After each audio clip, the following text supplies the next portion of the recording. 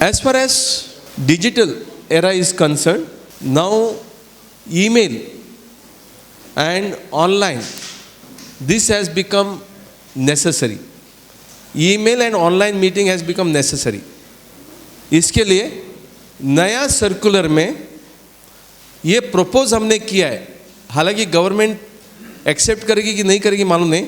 नया बायलॉज में हमने प्रपोज किया है, नया रूल्स में हमने प्रपोज किया है कि हर सोसाइटी को ईमेल हर एक मेंबर का लेना है और उनको आपको ईमेल के द्वारा कम्युनिकेशन करना चाहिए।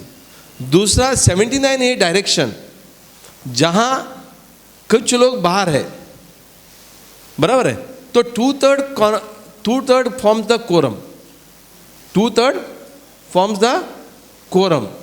यदि 2/3 कोरम होता है तो हम ये प्रपोज कर रहे हैं 51% and above should be physically present, 1/3 जो है they may be taken on online.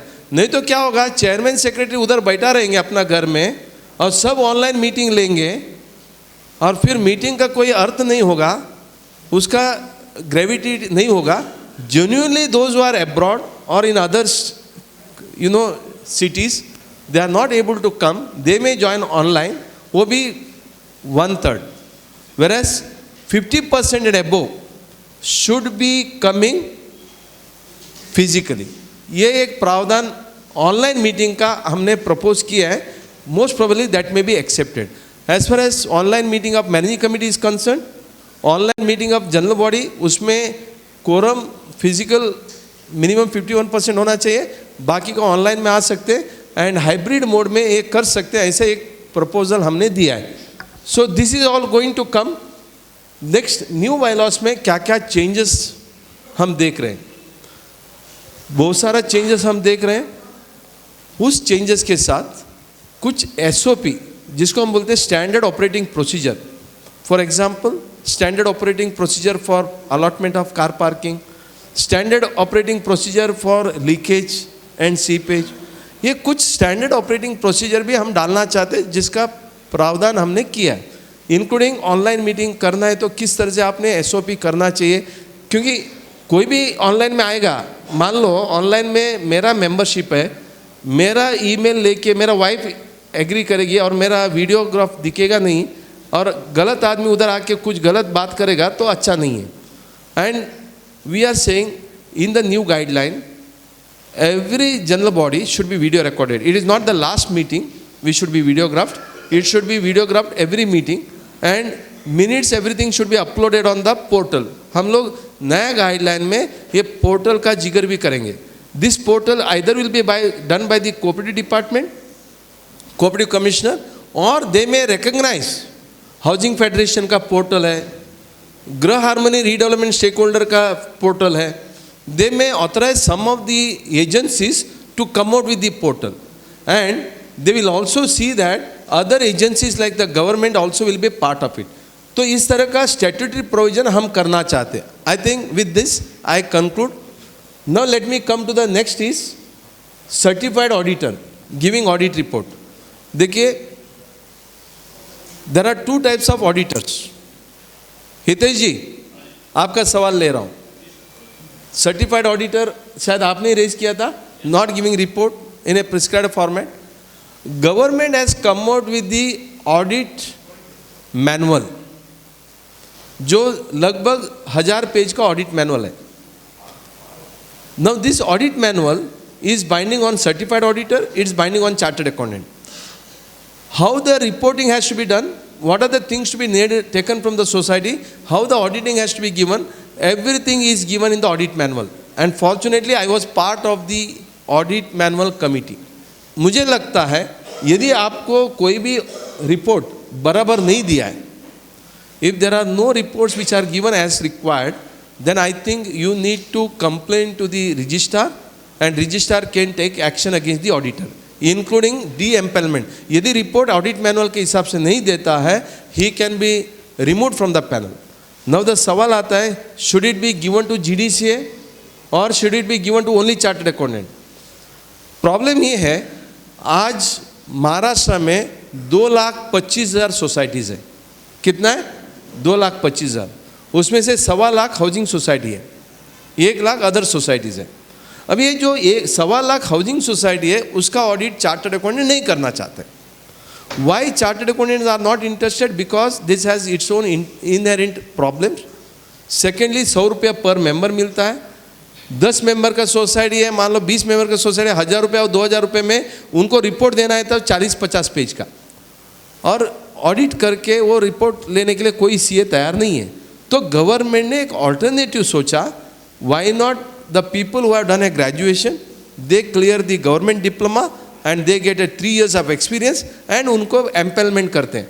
आज आपको आश्चर्य होगा, 14,000 लोग ऑडिटर्स है, सर्टिफाइड ऑडिटर।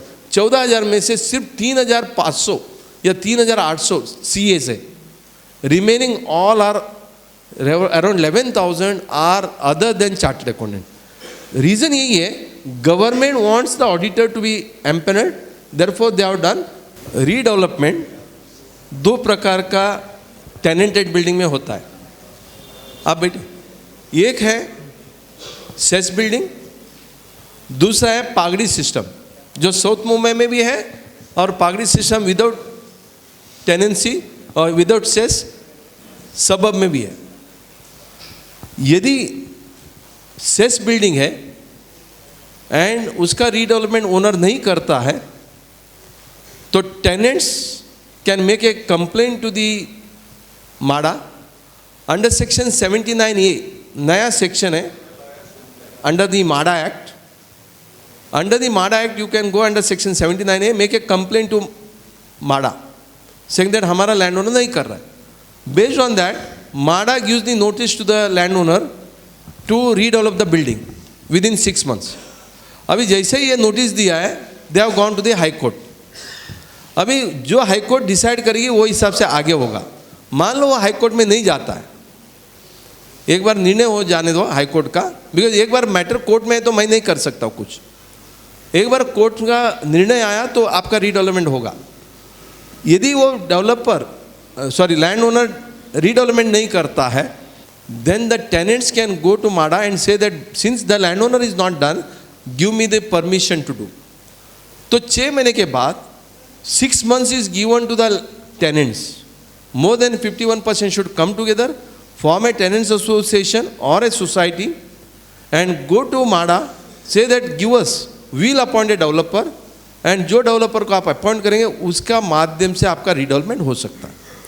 मान लो आपने भी कुछ कार्रवाई नहीं किया, बिल्डिंग डिलैपिडेटेड है, building MHADA does not want to repair, then MHADA will take over your project and उसमें 25% of the ready reckoner value will be given to the land owner as a compensation, और 15% ऑफ द बिल्टअप एरिया, जो built up area बिकने वाला है उसमें से 15% किसको देंगे? फ्री एरिया में लैंड ओनर को देंगे, which of the more, okay, either ready reckoner value और 15% ऑफ द बिल्टअप एरिया उनको देंगे, और आपका रीडेवलपमेंट माड़ा करेगी।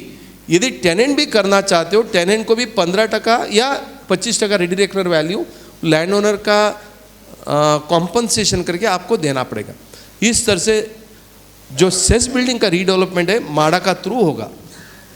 अभी now the next is Bharat Parekh, what are the important clauses in the DA and what are the important clauses in PAAA, Permanent Alternative Accommodation Agreement.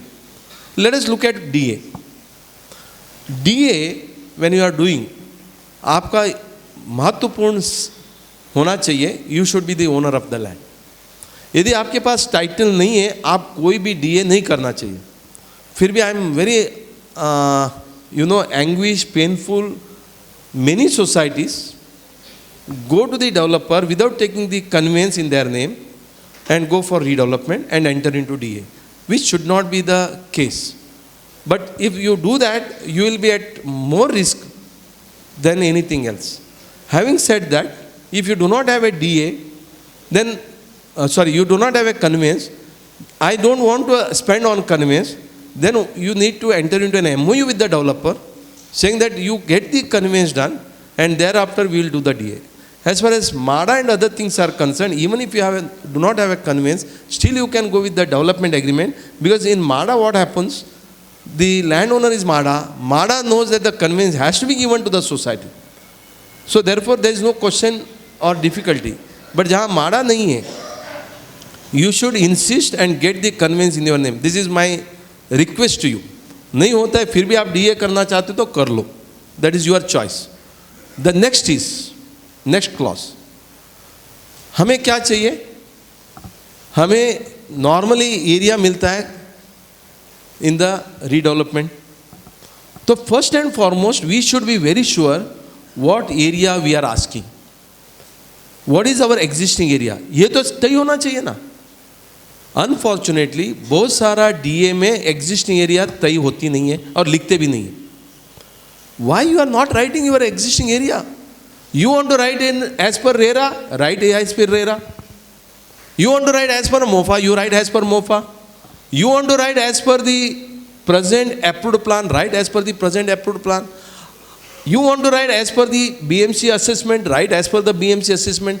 आप तय कर लो ना भाई साहब. As a housing society, it should be the primary condition of your society members, PMC, to certify the present area and mention in the DA. If I tell you the stories, you will go mad. Without mentioning the present area of the society, people are going for the redevelopment and जो area आज का है उससे 30% extra. भाई साहब एक society है, I am so upset, bank of India का सोसाइटी है अंधेरी में, they went with this type of DA with the present area 30% extra. सब हो गया, लोगों को लगा कि मेरा प्रेजेंट एरिया इतना है, वो हिसाब से 30% एक्स्ट्रा मिलेगा. जैसे ही बिल्डिंग डिमोलिश हुआ, बिलीव मी, उनका 500 एरिया था, उनको सबको बोला 350 और उसके ऊपर 30% एक्स्ट्रा. भाई 350 किधर से आया? बोलते आपके पास अप्रूव्ड प्लान नहीं है. बोलते हैं हमारा पास अप्रूव्ड प्लान नहीं है. फिर हमने 350 किधर से लिया? बोलते हैं असेसमेंट बिल से लिया. उस टाइम में when we were doing assessment, वो बालकनी नहीं डालते थे, कुछ एरिया कम डालते थे ताकि मेरा प्रॉपर्टी टैक्स कम हो. तो उन्होंने असेसमेंट बिल में जो एरिया था उसको लेके उन्होंने किया हर आदमी को 150 से 200 स्क्वायर फुट कम. They are all Bank of India employees, but they were not listening and understanding, though they had come to my consultation and all. This should be the primary condition. अभी आपने पूछा यदि MOFA का area है, builder बोलते मैं RERA area दूंगा, तो कम से कम पैरिटी होना चाहिए. आपको किसने रोका है रेरा एरिया अपना DA में मेंशन करने के लिए, अपना टेंडर डॉक्यूमेंट में मेंशन करने के लिए? हमारा जो ऑफर डॉक्यूमेंट है उसमें रेरा एरिया किसने बोला नहीं डाल सकते? आप अपना आर्किटेक्ट को अपॉइंट करो, रेरा एरिया निकालो. नहीं, हम आर्किटेक्ट को अपॉइंट करते हैं, सर्वे करते हैं, सर्टिफाइड कर लेते हैं, हमको खर्चा आएगा भाई साहब. एक फ्लैट का पीछे 2000 रुपये लेगा, 50 फ्लैट है 1 लाख रुपए होगा, कौन देगा? नहीं, वो बिल्डर को करने दो. भाई सब कुछ आप बिल्डर के ऊपर डालोगे तो आपका नतीजा क्या होगा आपको मालूम है? We are not able to assert our rights and we are not ready to spend money for that. यदि मैं ये सेमिनार फ्री ऑफ कॉस्ट न रखते हुए आज 100 रुपये लिखा होता, 25% होते थे, 75% लोग नहीं आते थे, without understanding the value that you would gate.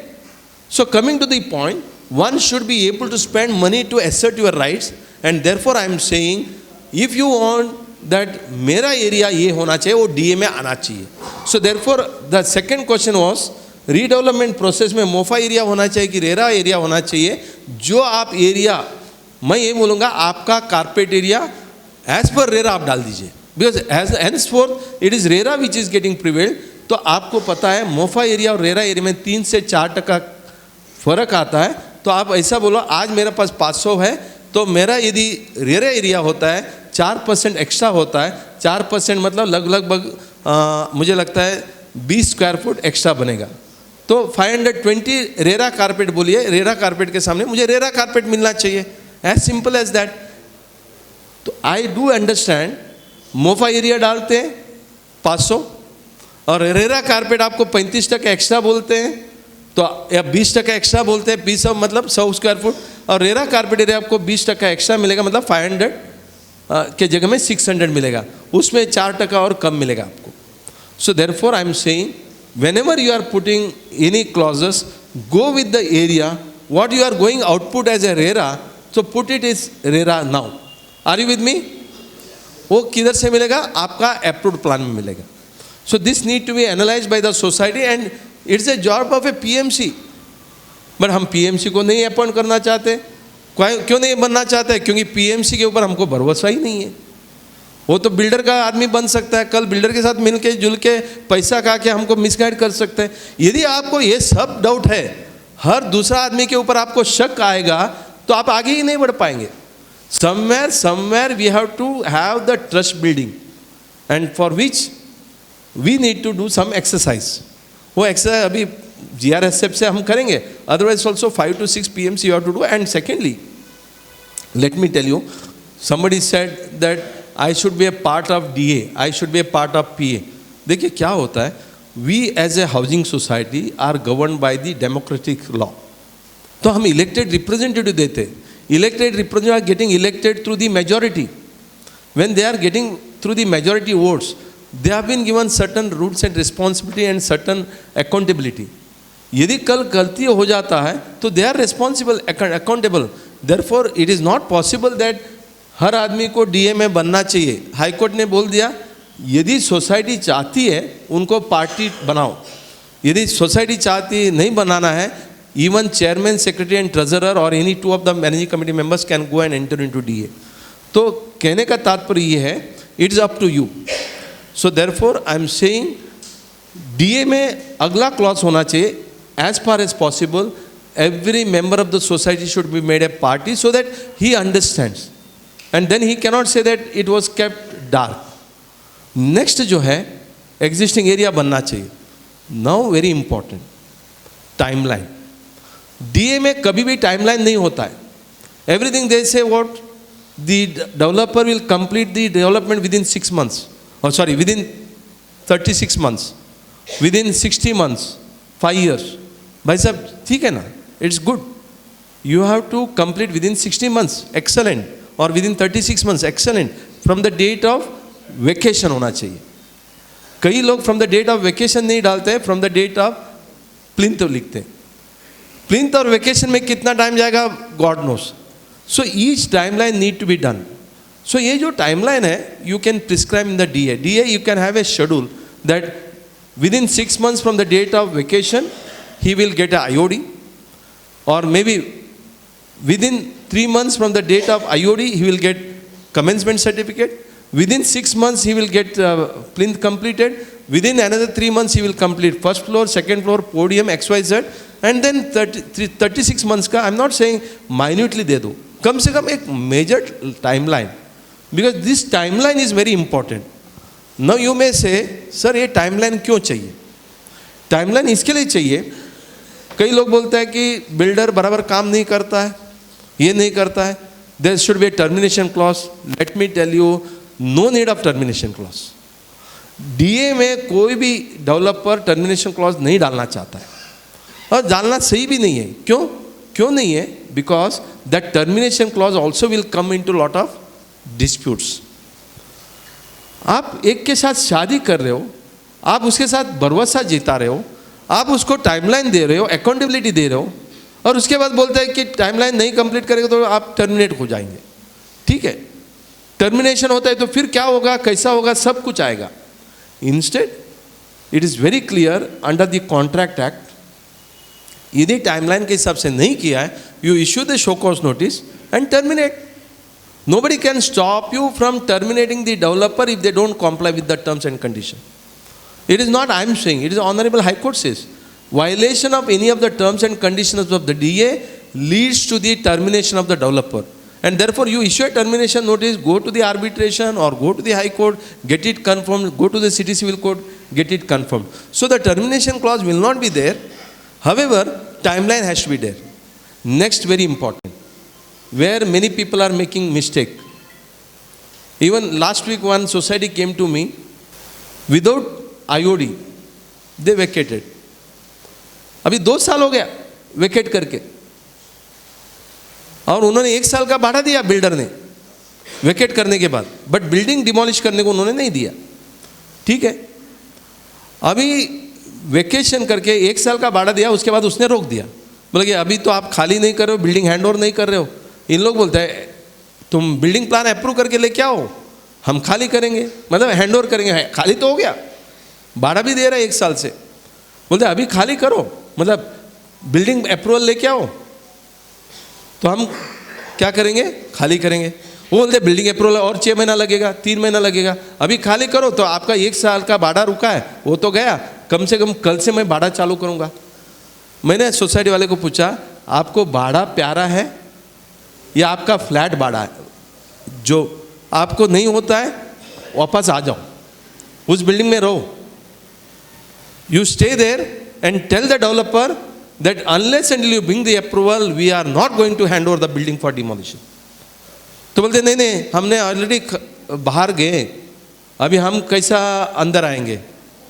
फिर भाड़ा भरो, आपको अंदर भी नहीं आना है, भाड़ा भरने का नहीं है, और बिल्डर ने आपके ऊपर ऐसा प्रेशर क्रिएट कर रहा है कि भाड़ा आपको चाहिए तो आप बिल्डिंग डिमोलिश करो। यार आपका अप्रूवल ही नहीं है, आप क्यों समझ नहीं रहे? वो बिना अप्रूवल आप बिल्डिंग हैंड ओवर करोगे और कल अगला 10 साल वो अप्रूवल ही नहीं लाएगा, मतलब क्या होगा? आप समझा करो मैटर को। बोलते नहीं सर हमारा भाड़ा मिलना चाहिए, अभी बिल्डर भाड़ा देने को तैयार है तो हमको खाली करना है। बोला तुम्हारा सिर दर्द है वो, मैं तो एडवाइस करने के लिए बैठा हूँ ना, मैं तो आपका रोक नहीं सकता हूँ, आप निर्णय लो जनरल बॉडी में क्या करना है। कहने का तात्पर्य है द DA should have a clause unless until there is a approval, please write down, unless until there is a approval, there is no question of vacating the building. So approval has to be there. Approval means IOD. कम से कम पता तो चलेगा मेरा flat किधर होने वाला है, क्या होने वाला है। Secondly, there has to be PAAA, permanent alternate accommodation agreement होके रजिस्टर होना चाहिए। सब पहला बोलते थे स्टैम्प ड्यूटी लगेगा, ये लगेगा, वो लगेगा, अभी हाईकोर्ट ने बोल दिया 100 रुपया, IGR ने बोल दिया 100 रुपया, उसके ऊपर हमने बहुत सारा बेस किया, हो गया अभी 100 रुपये का। 100 रुपये का स्टैम्प ड्यूटी में आपका परमानेंट ऑल्टरनेट एकोमोडेशन होता है। हो सकता है अभी 500 हुआ होगा, because 100 is now increase to 500, possibly 500 rupees, but that is okay ना। 500 भरो, रजिस्ट्रेशन करा लो and get into the this one. Registration fee भी 1000 रुपया है, it is not a big amount. Get that PAAA registered. So therefore unless until there is a approval, unless until there is a PAAA, we will not hand over the building for demolition. This should be your primary condition in DA. Now the next question comes. मैं और condition नहीं बोलूँगा because GST is another one very big problem. GST आपको मैं बताऊँ, आज का कानून रीएब बिल्डिंग में मान लो आपका 500 फुट है, आपको फ्री 100 फुट मिलेगा, 600 फुट मिलेगा on 600 square foot. As per the present law of GST, entire 600 square foot आज का बाजार मूल्य से आपको 5% GST भरना है।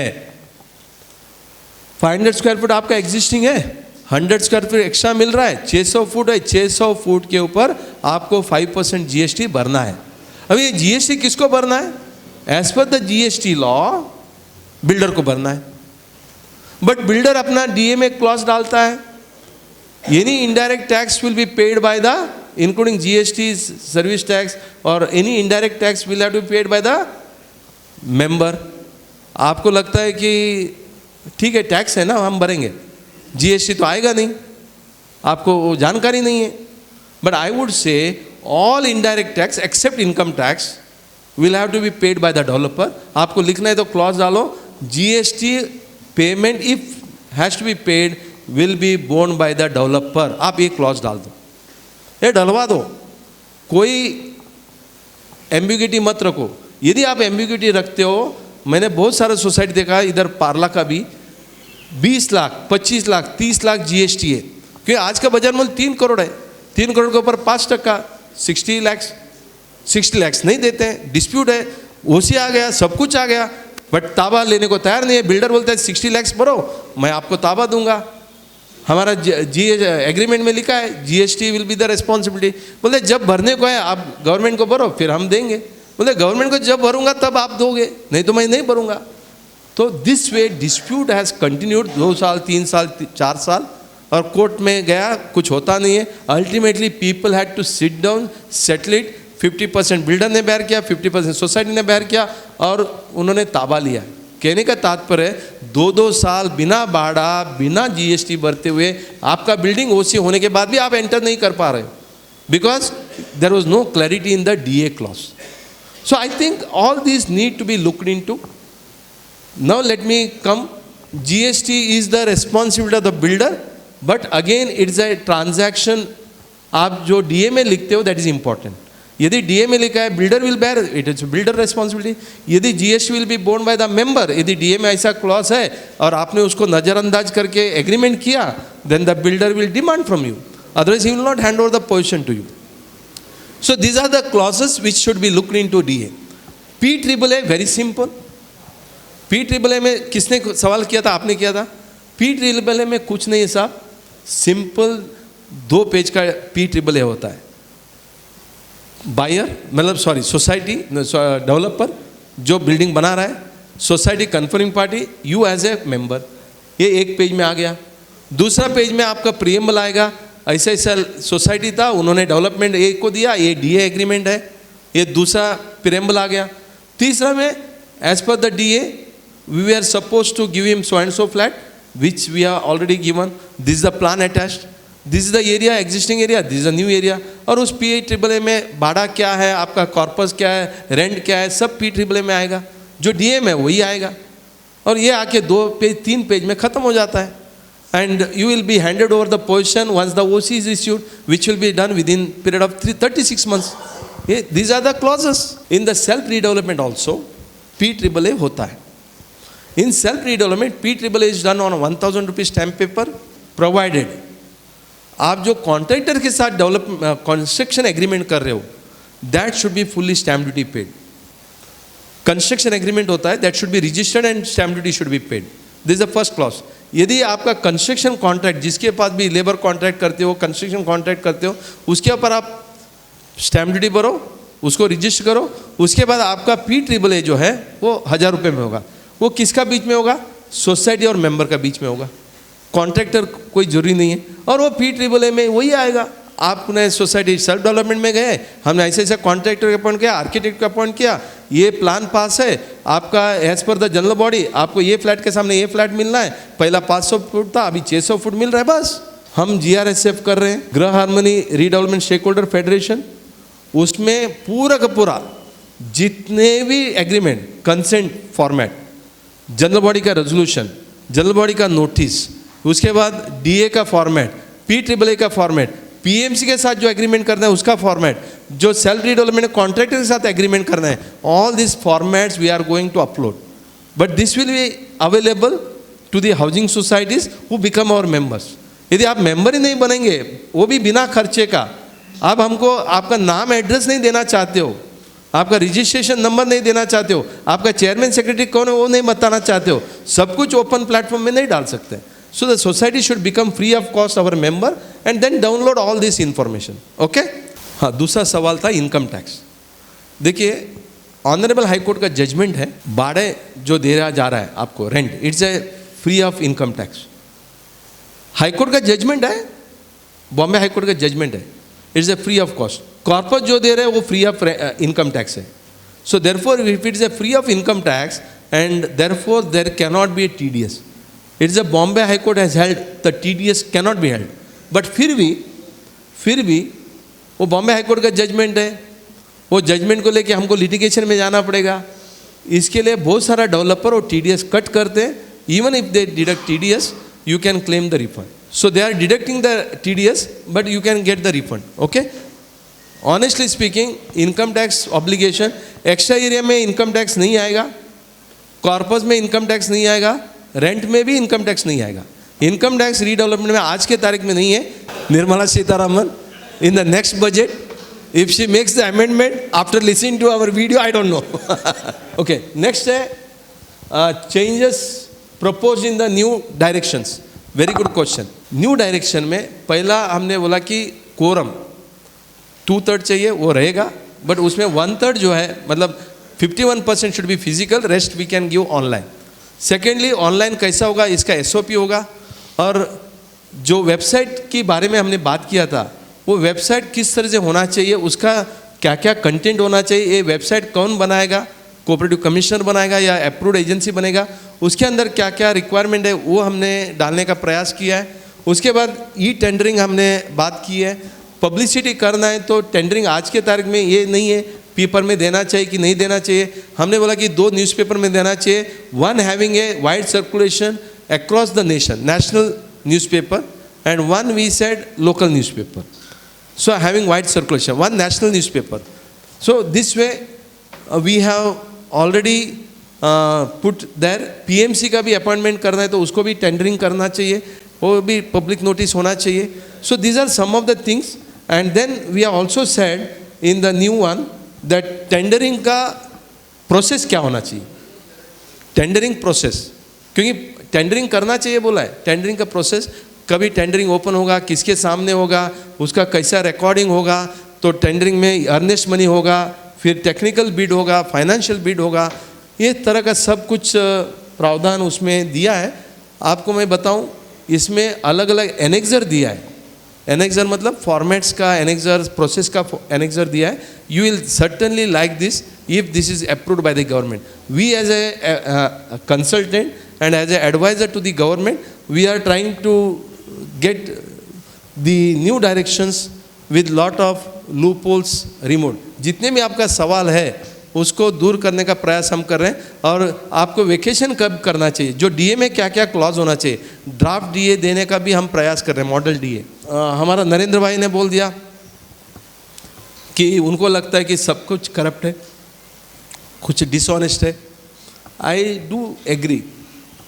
जब हमको लगता है none of the society is electing me as a committee member, जब हमको लगता है कि बहुत का चीज़ हमें न बताते हुए, though we are the owner, we are not been given that transparency is not done, हमको लगता है किधर ना किधर घपला हुआ होगा. This all perception. मैं ये नहीं बोलता हूँ कि करप्ट लोग नहीं है, मैं ये नहीं बोलता हूँ कि डिसऑनेस्ट लोग नहीं है, but at the same time everything happens in a particular process.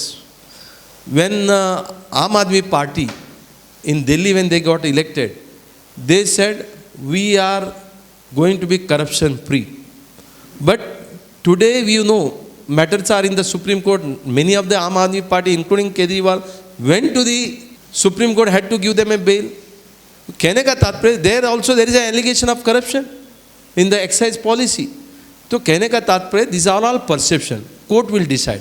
But मैं आपको बताऊं, to the extent possible transparency has to be there. If it is not there, it becomes our responsibility to exercise the available options. हमारे पास क्या options है? एक तो registrar को कंप्लेंट करो. रजिस्ट्रार हमारा कंप्लेंट के ऊपर नहीं करते हैं, उसके लिए ऑनलाइन कंप्लेंट दिया है. एक ऑनलाइन कंप्लेंट पोर्टल बनाया है हाउसिंग फेडरेशन ने, आप लोग को मालूम होगा. संवाद करके एक पोर्टल है, आप उधर जाके ऑनलाइन डाल दो. उसके बाद यदि कोई रिप्लाई नहीं आता है, आरटीआई डाल दो 15 दिन के बाद. आरटीआई का फर्स्ट अपील डाल दो.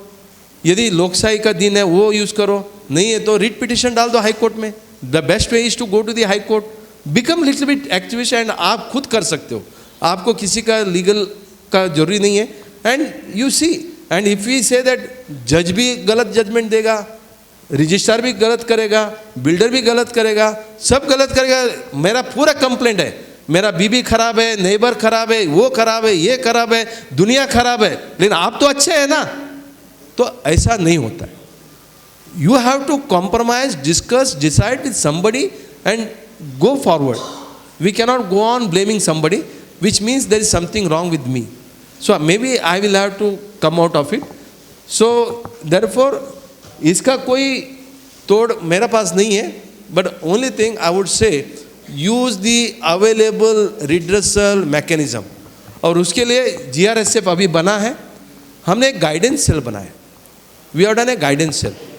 And let me tell you, on 23rd of December 2024,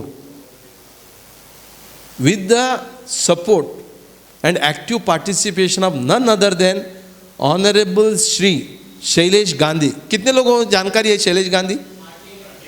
Shailesh Gandhi was the central information commissioner, he was a RTI activist. तो उन्होंने एक पीएल डाल दिया, किधर? ऑनरेबल हाई कोर्ट में. क्या पीएल डाला मालूम है? वो चुप बैठ सकता था, लेकिन उन्होंने पीएल डाला। क्या पीएल डाला? कोविड के टाइम पर ऑनलाइन हियरिंग होता था, कोविड में सब कुछ ऑनलाइन होता था, वो व्यवस्था अभी आगे क्यों नहीं जा सकता?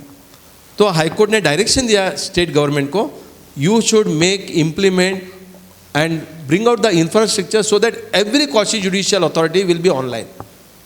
Believe me, in 2022 government came out with the circular notification that all quasi judicial authorities should be online hearing. Result, cooperative department ने किया ही नहीं। कोऑपरेटिव डिपार्टमेंट बोलता है हमारे पास इंफ्रास्ट्रक्चर नहीं है। वापस एक एक्टिविस्ट उधर जाके कंप्लेंट किया। So then cooperative department has come out with the circular on 23 December 2024, all the quasi judicial authority, including deputy registrar, DDR, joint registrar, all the hearing, if party demands, it is option to the party. If the party demands that I want to have an online hearing, they are supposed to give you the online hearing. कहने का तात्पर्य ये है कि अभी online hearing हो सकता है। सो somebody has to take active part to bring changes in the society. We cannot be sitting and brooding. ऐसा गलत है, ये गलत है। आज जीआरएसएफ करने का गौतम चटर्जी को क्या जरूरी है? मुझे क्या जरूरी है? हम लोग अपना वक्त दे रहे हैं, क्या जरूरी है? हम ये चाहते हैं कि समाज में कुछ स्टेक होल्डर बन के कुछ तो किया जाए, ब्लेम न करते हुए बाद में उनको इंक्लूड करेंगे। So coming to the next, this is माला, पागड़ी बिल्डिंग है, माड़ा में है। उसको क्या किया जाता है? जैसे यदि पागड़ी बिल्डिंग है, उसको आपको बीएमसी में जाना है। बीएमसी का एक एक्ट है 599, जैसे सेक्शन 79A माड़ा है, उसी तरह से section 599 of the BMC act है। Under that the regulator for building dilapidated is the BMC. जैसा लॉ एंड ऑर्डर का रेगुलेटर कौन है? पुलिस है। रियल एस्टेट का रेगुलेटर कौन है? रेरा है। वैसे बिल्डिंग का मैनेजमेंट, मेंटेन, लीकेज देखना काम किसका है? बीएमसी का है। So under that, if the building is dilapidated and the landowner is not doing the redevelopment, you can go to BMC and get the building redeveloped, and the BMC can give you the authority to get the redevelopment done. उसके बाद माड़ा land redevelopment Kandivali में है।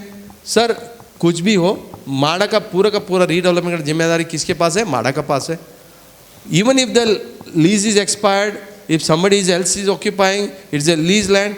Now you can appoint a developer as a housing society, or if you are a tenants, form a tenants association, come with more than 51%, appoint a developer, get the society formed, get the conveyance done, and आपका redevelopment हो सकता है। यदि ज़्यादा जानकारी चाहिए, I would say send a email on grsf.helpdesk@gmail.com and come for the guidance cell. You can come to with the appointment, ask for an appointment. The GRSF will give you the appointment. You can meet Gautam Chatterjee, you can meet a technical officer, you can meet some of the service providers there.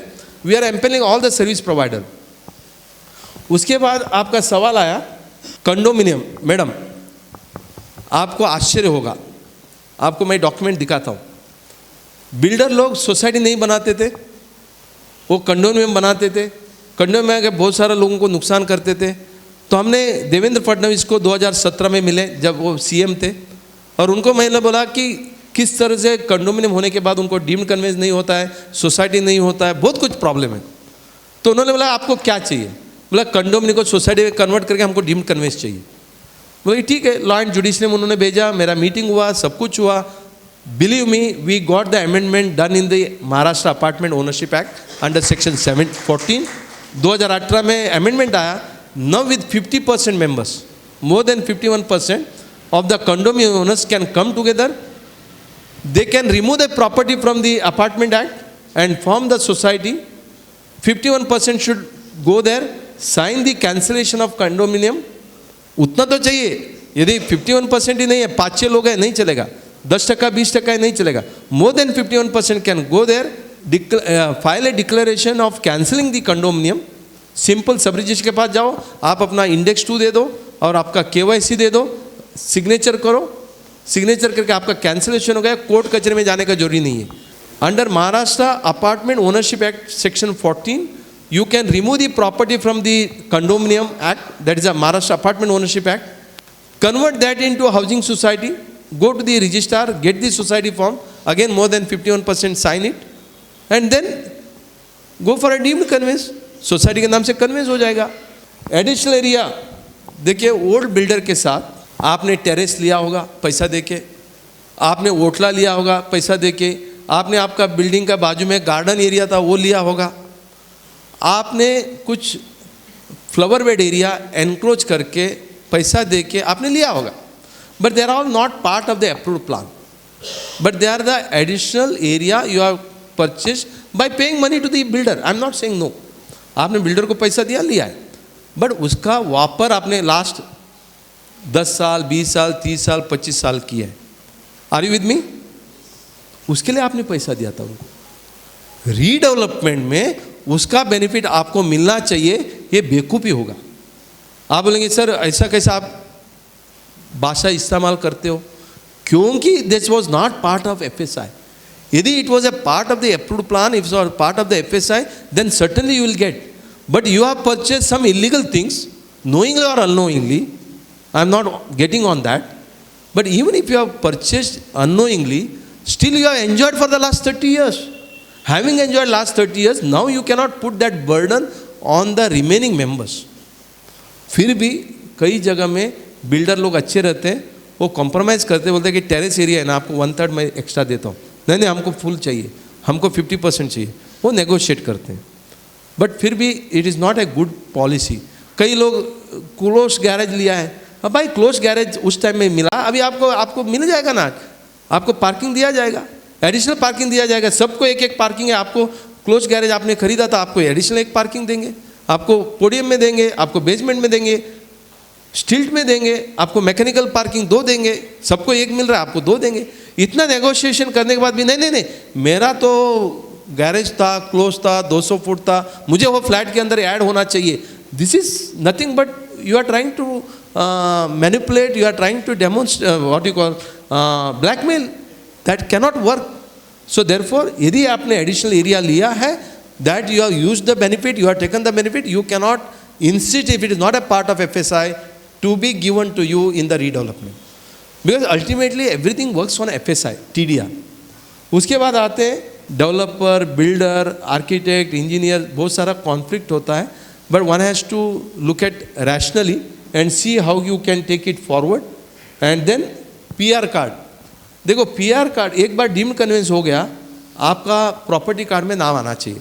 उसके लिए simple process है, आप क्या करो, PR card department of city survey office में application डालो, उसके साथ सर्टिफाइड कॉपी ले लो, किसका, आपका कन्वेंस डीड का, इंडेक्स 2 का सर्टिफाइड कॉपी ले लो, आपका प्रॉपर्टी कार्ड जो है उसका सर्टिफाइड कॉपी ले लो, यदि CTS मैप है वो ले लो, ये 4 आपको लेना है।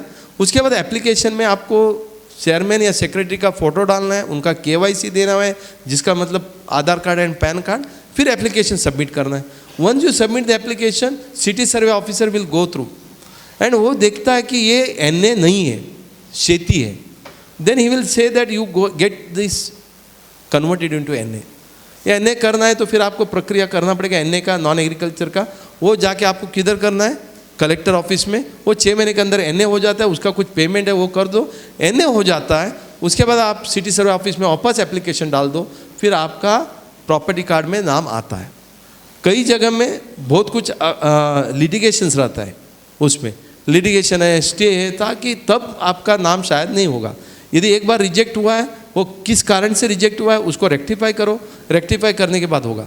कई जगह में मैंने देखा है, सॉरी टू से दिस, लैंड ओनर जो है या डीम्ड कन्वेंस का हम करते हैं, उसमें प्रॉपर्टी कार्ड में 8 नाम है और आपने क्या लिया है, कन्वेंस डीड ले लिया, ऑर्डर, पहला नाम डाला एंड अदर्स। भाई अदर्स का किधर व्याख्या है, आपको अदर्स मतलब 7 आदमी का नाम लिखना है, आपने नहीं लिखा है। कन्वेंस हो गया, डीम्ड कन्वेंस ऑर्डर हो गया, कन्वेंस डीड रजिस्टर हो गया, स्टैम्प डीड हो गया, अभी आप प्रॉपर्टी कार्ड में जाते हो, बोलते हैं कि ठीक है रमेश प्रोवे एंड अदर्स लिखा है, अदर्स कौन है, अदर्स को नोटिस में भी नहीं है, डीड में नहीं है, किधर भी नहीं है, और DDR ने ऑर्डर भी पास किया, ये गलत हुआ है। वो 7 आदमी जिसका नाम से प्रॉपर्टी कार्ड है उसको सबको पार्टी बनाना है, लास्ट नोन एड्रेस उसका ही एड्रेस दे दो, फिर आप कन्विंस करके लो। यदि ऐसा कोई गलती हुआ है, then you have to go and get it rectified done, get the index 2 done, then get the certified copy of the conveyance deed and get the property card changed, and all this process will happen within period of 60 days. यदि 60 days के अंदर आपने compliance नहीं किया, आप री apply करो, नहीं है आप अपील भी कर सकते हैं. There is a superintendent of land records who is sitting in the collector's office in suburban district or in every district. So you can always, city survey officer ने आपका रिजेक्ट किया, वो कारण लेके आप अपील कर सकते हो. अपील में भी आपको आपका तरफ से निर्णय लग सकता है. I will come all the questions later on. उसके बाद डीम्ड कन्वेंस का प्रोसेस क्या है? सर बहुत सारा लोगों का बहुत सारा डिफिकल्टीज था डीम्ड कन्वेंस को लेके, अलग अलग सर्कुलर था. Then we said let us have a master circular. Therefore, on 22nd June 2018, there is a master circular on deemed conveyance. What is this master circular? ये master circular में 4 department involve है deemed conveyance process में. 4 department, all 4 department का process क्या है, कैसा करना है, everything has been put there. तो पहला है आपको 7 नंबर फॉर्म में एप्लीकेशन डालना है डीडीआर के पास, वो मोफा रूल्स में दिया है. 2000 रुपये कोर्ट फी डालना है. उसके साथ आपको क्या करना है, सोसाइटी का registration certificate, agreement entered into with the developer, list of the members, फिर आपका प्रॉपर्टी कार्ड 7/12 या आपका डेवलपमेंट एग्रीमेंट, आईओडी प्लान सब देना है. ये सब देने के बाद हियरिंग होगा. हियरिंग होगी 6 महीने के अंदर आपको डीम्ड कन्वेंस ऑर्डर मिलेगा. ये पहला प्रक्रिया है. डीम्ड कन्वेंस ऑर्डर मिलने के बाद आपको स्टैम्प ड्यूटी डिपार्टमेंट में जाना है. उसके पहले आपको डीम्ड कन्वेंस डीड बनाना है, उसको अप्रूव करके लेना है डीडीआर से. एक बार डीडीआर ने अप्रूव किया, एक कवरिंग लेटर दिया, उसके बाद आप कलेक्टर ऑफ स्टैम्प्स में जाके स्टैम्प ड्यूटी भरो. उसको बोलते हैं एजुडिकेशन. एजुडिकेशन करते टाइम आपके पास 100 फ्लैट्स है, 100 फ्लैट का 100 लोगों ने स्टैम्प ड्यूटी भरा है, 100 का 100, तो 100 रुपये पर मेंबर आएगा कन्वेंस का स्टैम्प ड्यूटी, तो 10,000 रुपये में हो जाएगा. यदि नहीं है 98 लोगों ने स्टैम्प ड्यूटी भरा है अपने एग्रीमेंट में, 2 लोगों ने नहीं भरा, वो 2 लोगों का स्टैम्प ड्यूटी एजुडिकेशन डिपार्टमेंट आपसे डिमांड करेगी. यदि वो मेंबर नहीं भरते, सोसाइटी भरो और आप स्टैम्प ड्यूटी का एजुडिकेशन करके लो. तीसरा प्रोसेस है, आप इसको लेके सिटी सब रजिस्ट्रार के पास जाओ. सब रजिस्ट्रार को बोलो स्टैम्प ड्यूटी भरा हुआ ये है और आप हमारा कन्वेंस डीड रजिस्टर करो. तो वो बिल्डर को या लैंड ओनर को नोटिस इशू करते हैं. 15 दिन में कोई रिस्पॉन्स नहीं आता है या कोई स्टे नहीं है, ही रजिस्टर्स द कन्वेंस डीड.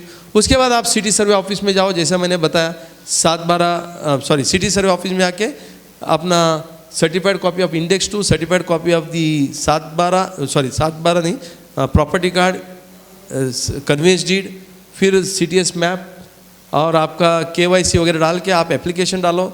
उधर 60 दिन के अंदर आपके नाम से होगा. यदि कुछ प्रॉब्लम्स है, there are 3 ways in which you can exercise your rights on the department. What are the 3 ways? First and foremost, you have to file an RTA. This is my application, what is the outcome? So in the RTA you have to have at least 4 questions. This particular thing, who has to take care? This complaint is transferred to whom? Within what period he has to do it? Is there any circular notification that if that officer is not doing job, what disciplinary action can be taken against him? And give me the appellate authority and to circular to that effect. ये इतना आप ले लो. उसके बाद 1 महीने के अंदर reply आएगा. आपको अच्छा लगा नहीं लगा, then you for the first appeal. First appeal you will be called for the hearing. 45 days के अंदर आपको फर्स्ट अपील मिलेगा. फर्स्ट अपील मिलने के बाद आप ये सेकेंड प्रक्रिया में आप ये कर सकते हो. ये पहला. दूसरा, उसमें सब कुछ जानकारी मिलेगा आपको. सेकेंड है, आप है ना एक CM पोर्टल है, आप जरा देख लो. CM का ग्रीवेंसेस पोर्टल है. आप CM का ग्रीवेंसेस पोर्टल में जाओ और आप कंप्लेंट फाइल करो और CM का पोर्टल से वो जाता है पर्टिकुलर डिपार्टमेंट को और आपको 15 दिन के अंदर रिप्लाई आएगा ही आएगा. थर्ड थिंग, आप PM पोर्टल है, PM का भी ग्रीवेंसेस पोर्टल है. Of course it all comes down to the same officer. वो आप CM पोर्टल में PM पोर्टल में डालो, PM पोर्टल से भी आपको रिप्लाई आएगा. और लास्ट, ये सब करने के बाद यदि आपको लगता है कि फिर भी ऑफिसर काम नहीं कर रहा है, आपके पास और मेरे पास कोई ऑप्शन नहीं है. We have to go to high court. Because high court will be writ file करो और रिट ऑफ मैंडेमस ले लो ताकि उसके ऊपर डायरेक्शन आएगा. इस तरह का कार्रवाई आपको करना पड़ेगा. Then only you will be able to do. Last है कि criteria. Yes, very good. Criteria tender में आना चाहिए. किस तरह का क्वालिफिकेशन PMC का होना चाहिए, किस तरह का क्वालिफिकेशन बिल्डर का होना चाहिए, किस तरह का, ये सब टेंडर जो क्राइटेरिया है वो सब आपको नया GR में दिखाई देगा, which we are working on. So even we have put this in GRSF, but similar things we are going to put in the government GR. With this, thank you very much. Now the TDR. One question. Huh? Bombay Port Trust is a big, authority like MADA. उनका redevelopment के बारे में central government के पास अधिकार है. Central government is working on this and I think in due course of time, I'm not sure when it will happen, but yes, it's a big chunk where BPT जो tenants है, they should come together, form an association, start pursuing with the government, and central government has to give the permission, then only it will happen. Right now, the land is belonging to central government. दूसरा, please, ये writing में आया, गौतम चटर्जी साहब को दिया था, वो 2 minute में मैं क्लियर करता हूँ. Pros and cons of redevelopment under section 33(7). 33(7) किसने सवाल किया था ये? Where is he? ये राइट साइड में थे. हाँ, okay. 33(7) is MHADA redevelopment, correct? 33(7) भी 33(7) बी है housing society redevelopment. 33(7) is cess redevelopment, cess building. आप सेस बिल्डिंग की बात कर रहे हो कि हाउसिंग सोसाइटी का? हाँ. Then it is 33(7)(b). 33(7)(b) में हर एक हाउसिंग सोसाइटी को जितना एग्जिस्टिंग एरिया है उसके ऊपर अप्रूव्ड एरिया होना चाहिए, अप्रूव्ड प्लान होना चाहिए. उसके ऊपर आई थिंक 15% है ना, 15% of the built up area of the existing approved plan you will get as the free of premium. Plus you get और है वो 15% ऑफ एग्जिस्टिंग और 10 square metre area will be given to as a free of cost. Then एक 35% of fungible FSI also you will get, that is for everybody, that is also without any premium, but it should be approved. आपका building ही approved नहीं है तो आपको मिलेगा नहीं. Next है 33(20)(b), 33(11). 33(20)(b) जो है ना, this is about transit camp. BMC wants to have more and more transit camp. So if you are agreeing with the BMC and you want to go for redevelopment, even if you have got a 9-meter road, then you can go with under 33(20)(b). Based on that, आप कुछ portion BMC को hand over करो as a transit camp, आपको FSI 4 तक मिलेगा. 33(12)(b), 33(12)(b) भी वही है, ट्रांजिट कैंप ही है, but it is transit camp for the project affected person. जो रोड वाइंडिंग में जो लोग जाते हैं उनको आप जो है घर दे दो, उनको 2 घर देते हैं तो 1 घर आपको बना के बेचने का परमिशन मिलता है. तो इस तरह का 33(12)(b) भी है. और SRA 33(11), 33(11) में SRA का रीडेवलपमेंट होता है. उसके साथ 33(10) SRA रीडेवलपमेंट है. 33(11) is something to do with the transit camp for SRA people. SRA को आप आउट ऑफ 4 FSI 1.5 का बांधकाम करके आप उनको दे दो, आपको 2.5 FSI मिलेगा. उसके अलावा आपको 35% FSI अगेन मिलेगा एज ए फंजिबल FSI. इस तरह का है. उसका प्रोज एंड कॉन्स कुछ नहीं है. आपको एडिशनल FSI मिलता है, उसके लिए टाइमलाइन थोड़ा ज़्यादा आपको देना पड़ेगा, that is a disadvantage. Secondly, यदि एक क्लबिंग स्कीम है तो आपका अप्रूवल अथॉरिटी SRA का है तो SRA होगा, और प्लस उनका OC मिलता है क्लबिंग स्कीम में. जो टेनेंटेड प्रॉपर्टी या SRA वाले को आप OC देते हो तभी आपका OC हो सकता है. बट इसका ऊपर बहुत सारा डिस्कशन इंटरनली करना पड़ेगा. Right now I don't have time.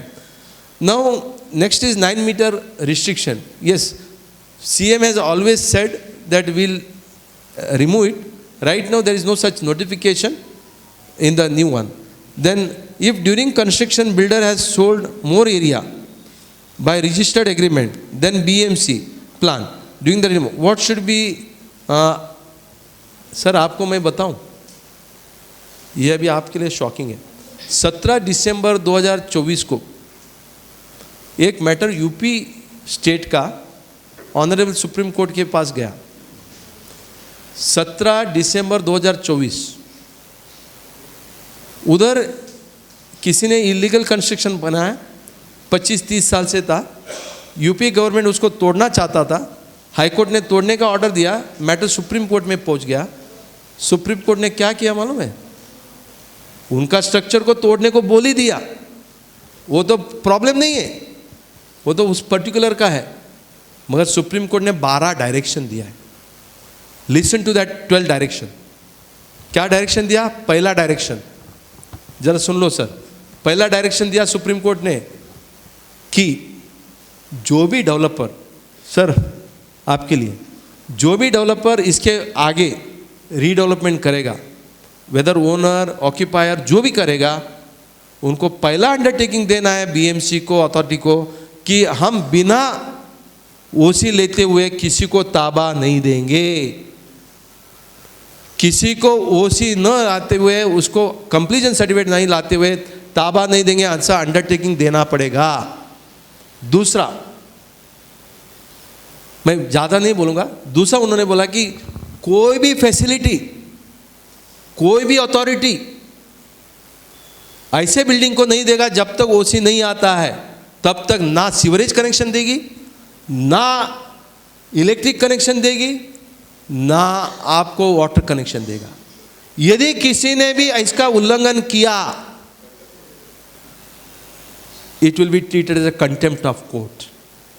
The aggrieved person can come and it will be contempt of court. Next उसने बोला कि यदि कोई भी अथॉरिटी ने ऐसा किया है और उसके ऊपर डिसिप्लिनरी एक्शन होना चाहिए, and it will be treated as a contempt of court, ये भी बताया। नेक्स्ट उन्होंने बोला ये डायरेक्शन में, ये तो जरूरी नहीं था गवर्नमेंट को, सुप्रीम कोर्ट को देने का था, and it is a reportable judgment, that means it has become a law of the land. उसने आगे जाके ये बोल दिया कि it will be the responsibility of the promoter to put a approved plan in a site. एक बार site में डाल दिया, then it will be regularly inspected by that officer. Concern planning authority will go and inspect and keep a record of the inspection carried out, so that if tomorrow if that plan is not there, then they can be put in the contempt of court. तो ये supreme court का आदेश में ही बोला है। So therefore I request you, it is Rajendra Bajatia somebody versus UP आवास एवं परिषद करके एक है एंड अदर्स। ये जजमेंट है 17 दिसंबर का है। मेरा इसके ऊपर वीडियो बना है, आप महासेवा न्यूज़ में जाते हैं तो ये वीडियो भी आपको दिखाई देगा, और उसका पूरा का पूरा जजमेंट हमने हमारा वेबसाइट में mahaseva.org में भी डाला है, आप उसको डाउनलोड कर सकते हो। तो इसके लिए सर आप जो बात कर रहे हो कि इसके बाद बिना ओसी का आपको ताबा मिलेगा नहीं, और वाटर कनेक्शन भी नहीं मिलेगा, ह्यूमैनिटेरियन ग्राउंड में भी नहीं होगा। यदि कोई देता है तो उसके ऊपर कंटेम्प्ट ऑफ कोर्ट होगा। नेक्स्ट है, if during construction builder has made more area, therefore यदि ज़्यादा एरिया करता है तो उसके ऊपर भी कंटेम्प्ट लगेगा भाई साहब। अच्छा ये भी बोला है उसमें, यदि कोई डेविएशन आता है, सर अप्रूव्ड प्लान में एक एरिया है और उसके अलावा कुछ उसने किया, डेविएशन किया, unless until the deviation is rectified, no OC should be granted. And last उसमें और एक डायरेक्शन दिया है, any planning authority who has to give the OC from the date of application, within 90 days it should be given, and if it is not given within 90 days or refused within 90 days, again it is a contempt of court. Supreme court ने ये sub direction दिया है, अभी latest development है। So therefore supreme court is also observing what is happening in the real estate, and let me tell you, RERA has not come just because of that. Supreme Court in number of judgments said we need a regulator for redevelopment. Now let me tell you, Honorable High Court माड़ा को खींचा एक judgement में, बोला कि senior citizen लोग माड़ा का रीडेवलपमेंट करने को जाते हैं, उनको घर नहीं मिलता है, भाड़ा नहीं मिलता है, माड़ा क्या कर रही है, वेयर इज माड़ा? तो माड़ा को एक डायरेक्शन दिया, कम out with the SOP and come out with a monitoring policy for MADA redevelopment. And in the month of March 2024, they came out with a circular, MADA came out with a circular, presented to the government. Now if you have got any problem in the redevelopment, you can approach MADA. MADA has set up a grievances cell which has got deputy engineer of MADA as the presiding officer, along with him 1 or 2 other officers are there. वो SOP भी बन गया and high court का judgement में आया, that also we have uploaded in the website. You can take it. Similarly, we are hopeful that GRSF or similar portal also will come for all private societies. Last है, if in redevelopment builder is given RERA area for finished project, can we give RERA area for carpet area in the beginning? Answer is yes, you can do. Thank you very much. Sorry for taking such a. सवाल आपके, जवाब housing गुरु के। जोरदार तालियों से sir का बहुत बहुत धन्यवाद, प्रभु सर का। जैसा उनका स्टाइल रहता है कि पहले सभी नोट्स कर लें कि आपके सवाल होंगे, वही हम बात करेंगे, जो आपको पसंद हो वही बात करेंगे। तो प्रभु सर का हमेशा ऐसा स्टाइल रहता है। और मैं आपको बता दूं, उसी चीज़ को लेके हम पिछले 6-7 सालों से महासेवा, MNS मीडिया न्यूज़ सर्विस मिलकर काफ़ी अवेयर किया है। डिजिटल पे आप देखेंगे महासेवा न्यूज़। दोस्तों, ऐसा सिलसिला जारी रहेगा। आखिरी में यही कहूँगा मैं आप सभी के लिए, गौतम चटर्जी सर, CA रमेश प्रभु जी, आनंद गुप्ता जी, जिगर शाह और स्वप्निल फटतरे, सुनील कोरे जी और तमाम आप सभी के लिए कि सफ़र कल भी था, सफ़र आज भी जारी है। माना कुछ उम्मीदें टूटी है, लेकिन कुछ ख्वाहिशें अभी भी बाकी है। तो मैं और हितेश भाई के लिए खास लाइन, मंजिल मिले ना मिले ये तो किस्मत की बात है। हितेश भाई, मंजिल मिले ना मिले ये किस्मत की बात है, आप कोशिश भी ना करें ये तो गलत बात है। कोशिश होना जरूरी है, रीडेवलपमेंट हो। आप जैसे आप यहाँ पे कोशिश करके आए 100%, ऐसे सिलसिला जारी रहना चाहिए। महासेवा और MNS और रोटरी का जारी रहेगा। वोट ऑफ थैंक्स के लिए मैं इनवाइट करता हूँ तेजस सूर्या जी के लिए। तेजस सूर्या जी वाइस प्रेसिडेंट है Rotary Club of Bombay West के लिए। Tejas Surya ji, please welcome. Thank you very much. हम लोग MSWA के साथ हम लोग ऐसे ही सेमिनार्स करते रहेंगे और आपको अच्छी इन्फॉर्मेशन देते रहेंगे। I am very thankful to all the panelist here for sharing all the information with this group. और ऐसे सेमिनार्स कंटिन्यू रहेंगे, ये हमारी कोशिश रहेंगी। रोटरी ये हॉल देते रहेगा for this kind of seminars. And please come in big numbers like this. We will be very happy to see the hall full and all of you getting all the benefits of this information sharing. Thank you very much to everybody.